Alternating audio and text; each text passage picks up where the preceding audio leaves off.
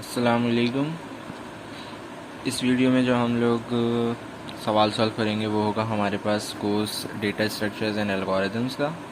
अब जिसमें हमारे पास एक क्वेश्चन गिवन है, हमारे पास हम लोगों को बता रहे हैं कि भाई एक मैट्रिक्स को डिफ़ाइन करा हुआ है उन्होंने इस इक्वेशन से, और बोल रहे हैं कि इसकी जो है हाफ मैट्रिक्स हमें बनाकर दिखाएं, और इसका बेसिकली पाथ मैट्रिक्स हम लोगों को बोला गया है। लेकिन हमारे पास सवाल में एग्जैक्टली हम लोगों को नहीं बताया गया है कि आपको पाथ मैट्रिक्स निकालना है, लेकिन जो सिचुएशन हमारे पास दी हुई है उससे हम लोगों को पता लग रहा है कि यहाँ पर हमारे पास पाथ मैट्रिक्स निकालना है। अब वो कैसे पता लग रहा है वो मैं बताऊँगा। अब जैसे यहाँ पर इक्वेशन दी हुई है a⁴ plus a⁴ plus a⁴ और हमारे पास एक ग्राफ दे दिया है, तो हमारे पास ये जो ए मैट्रिक्स होता है ये हमारे पास ग्राफ से अगर हम बनाते हैं तो वो एडजेसेंसी मैट्रिक्स बनता है। अब एडजेसेंसी मैट्रिक्स किस तरीके से बनता है, उन लोगों ने हमें पाथ मैट्रिक्स का ये सिंबल होता है PIJ, ये बता दिया कि हमारे पास if there is a path from VI to VJ, VI VJ हमारे पास कुछ नहीं है, नॉड्स हैं। जैसे A और B इनको नाम दे दूँ मैं। अगर हमारे पास A से लेकर B तक का जो पाथ है, अगर A से B तक का पाथ होगा तो आप मैट्रिक्स में 1 लिखेंगे, अगर नहीं होगा तो आप 0 लिखेंगे। तो हमारे पास इस तरीके से हम लोगों को मैट्रिक्स बनाना है एडजेसेंसी। अब ये ग्राफ गिवन है हमें, अब इस ग्राफ से एडजेसेंसी मैट्रिक्स हम लोग कैसे बनाएंगे। मैंने लिख दिया मैट्रिक्स ए, मैट्रिक्स ए का मैंने नाम दे दिया। मैं इधर नोड्स लिखूँगा और ऊपर भी नोड्स लिखूँगा ABCD ABCD। अब ए से ए तो ये वाला फॉर्म आएगा, ये वाला। अब मुझे देखना है ए से ए जाने तक का कोई पाथ है क्या। अब यहाँ देखें, क्या ए से ए नॉड में जाने तक का कोई पाथ नज़र आ रहा है, कोई डायरेक्टेड एज है, कोई एज नज़र आ रही है कि मैं ए से निकलूं और दोबारा ए पर आ जाऊं। नहीं, ऐसी कोई भी एज नहीं है।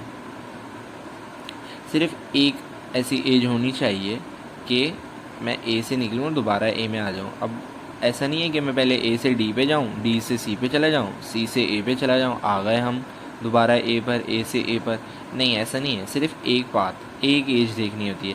कोई एक ऐसी एज है कि ए से निकले और ए पर ही ख़त्म हो, कोई ऐसी एज है? ऐसी नहीं है।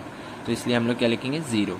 फिर ए से बी में देखेंगे, ए से बी में ऐसी कोई एज है कि डायरेक्ट मैं बी में चला जाऊँ, मतलब सिर्फ एक ही एज आए बीच में। ये जो लाइन होती है ना, इनको एजेस बोलते हैं। ऐसी कोई एक ही एज हो कि मैं डायरेक्ट ए से बी में चला जाऊँ, तो ऐसी भी कोई एज नहीं है, तो 0। ए से सी 0, ए से सी भी कोई एज नहीं है। ए से डी देखें 1 है। अब ए से डी में डायरेक्ट जा सकता हूँ, ये वाला पाथ है। यहाँ पर एक एज दी हुई है उन्होंने ग्राफ में, तो इसीलिए मैं क्या लिखूँगा, 1। जहाँ पर ए नॉट से किसी भी दूसरे नॉट पर जाने तक का डायरेक्ट पाथ होगा, मतलब एक एज होगी, तो वहाँ मैं लिखूँगा 1। अगर नहीं होगी तो मैं लिखूँगा 0। तो बी से ए जाने में हमारे पास क्या है, बी से ए जाने में एक एज है तो 1 लिख दी। सी से ए जाने में 1 एज है, सी से ए जाने में ये 1 एज है तो मैंने 1 लिख दी। इसी तरीके से बी से सी जाने में, बी से सी जाने में भी एक एज है तो मैंने 1 लिख दी। यहाँ पर भी डी से सी जाने में हमारे पास एक एज है तो मैंने 1 लिख दी। फिर डी से डी जाने में भी हमारे पास क्या है, डी से डी जाने में कोई एज नहीं है, डी से डी में जाने तक कोई एज नहीं है तो 0। डी से सी से डी जाने में एज है तो मैंने 1 लिख दिया। बी से डी जाने में एज है तो 1 लिख दिया। फिर ए से डी जाने में एज है तो 1 लिख दिया। अब हमारे पास A1 आ गया, हम लोग को A2 निकालना है, तो A को A से ही मल्टीप्लाई करा देंगे। तो मैंने A को A से ही मल्टीप्लाई करा दिया, तो मेरे पास क्या मैट्रिक्स बन रहा है, ये फॉर्म हमारे पास बन गई। A से A को मल्टीप्लाई करा दें। मल्टीप्लाई कैसे कराते हैं, मैट्रिक्स को रॉ मल्टीप्लाई बाय कॉलम, मतलब 0 0 0, फिर प्लस 0 1 ज़ा 0, फिर प्लस, फिर 0 1 ज़ा 0, फिर प्लस, फिर 1 0 ज़ा 0, फिर प्लस। इस तरीके से हमारे पास ये मैट्रिक्स बनता है A²। अब A² का जो फाइनल फॉर्म आएगी वो क्या आएगी, फाइनल फॉर्म हमारे पास A² की ये बनेगी। अब मुझे क्या A³ चाहिए,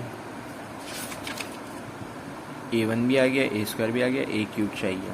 अब यहाँ पर बोल रहे हैं A की पावर n तक मैट्रिक्स जा रहे हैं, लेकिन उन्होंने बताया नहीं कि हमें n कितने हैं, तो हम लोग सिर्फ 3 तक निकालेंगे और प्लस कर देंगे। तो A3 कैसे निकालेंगे, A² को अगर मैं A से मल्टीप्लाई करा दूँ तो A की पावर 3 आ जाएगा। तो मैंने ए क्यूब लिया और ए लिया, दोनों को मल्टीप्लाई करा दिया, तो मेरे पास फाइनल मैट्रिक्स ये बना ए क्यूब का मैट्रिक्स मेरे पास ये बन गया। अब हमारे पास क्या करना है, इक्वेशन में रख देंगे हम लोग। तो हमने a plus A square plus A cube, अब इन तीनों को मैं प्लस कराऊंगा तो मेरे पास b और n का मैट्रिक्स बन जाएगा। तो b ऑफ n का मैट्रिक्स मेरे पास ये बनेगा, लास्ट फॉर्म इसकी ये बनेगी। फिर मुझे बेसिकली पाथ मैट्रिक्स निकालना था। अब ये तो इक्वेशन का मैट्रिक्स मेरे पास बन गया, अब मुझे पाथ मैट्रिक्स निकालना है। अब पाथ मैट्रिक्स क्या होता है कि नॉन ज़ीरो वैल्यू जहाँ पर आ रही हो वहाँ पर हम लिख देंगे 1, बस सिर्फ ये करना होता है हमें पाथ मैट्रिक्स बनाने में, और फिर हमें पास पाथ मैट्रिक्स बन जाता है।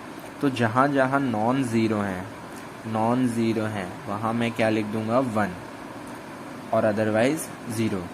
ये 0 का कॉलम में 0 ही रहा, बाकी सब में 1 1 1 1 आ गया। तो ये हमारे पास पी आई ऑफ जे बन गया मैट्रिक्स, ये इसको बोलते हैं पाथ मैट्रिक्स। ये वाला हमारे पास पाथ मैट्रिक्स बन गया। तो यहाँ पर हमारा ये सवाल हो जाता है ख़त्म। आई होप आपको ये क्वेश्चन समझ में आ गया होगा। अब आपको किसी भी किस्म का कोई भी क्वेश्चन हो तो आप लोग नीचे कमेंट बॉक्स में मुझे बता सकते हैं। वीडियो पसंद आए तो सब्सक्राइब करें। Thank you so much. अल्लाह हाफिज़।